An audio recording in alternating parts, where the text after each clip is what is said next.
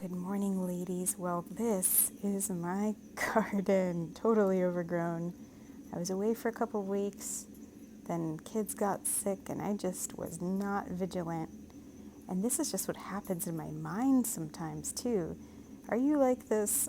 I know that some of you must know what it's like to have an active mind, but unless you're intentionally directing it toward the Lord, other things just overtake your thought life. And today we're talking about the helmet of salvation.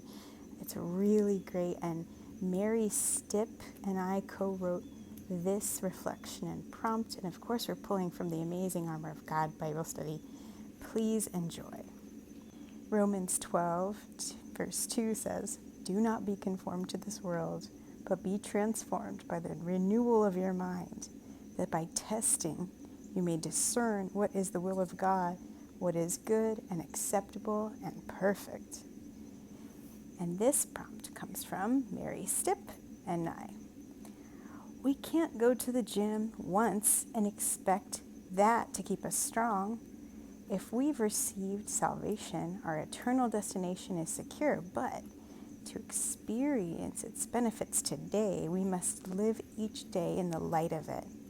What Christ did for us on the cross brought an inheritance we were predestined to walk in for God's glory. In Armor of God, Priscilla Shire states, "Receiving salvation is not the same as applying salvation. The first redeems us, the second restores, protects, and shields us daily from the attacks of the enemy." If the enemy wants to bring us down, he will strike us in our mindset with doubts, discouragement, despair, and distractions. But in 2 Corinthians chapter 10, verses 4 through 5, we are told to go to a war against anything that would go against what God says and walk in obedience to Christ. To do so, consider these 3 steps for victory, found on pages 166 through 168 of Armor of God. Number 1. Identify any of your thought patterns that have tried to override the truth of God's word in your life. Number 2, confess this to the Lord and turn away from cooperating with the enemy. Number 3, dismantle the stronghold with vigilance and attention. Commit to replacing thoughts from the enemy with God's word every chance you get.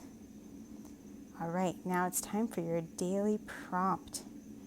What thought patterns have you nursed and rehearsed that have their roots in the devil's lies? Confess to the Lord in prayer and share truths from the Bible that counteract the lies. Thanks for joining us today. Tomorrow is a rest day. We'll see you on Monday for day 7.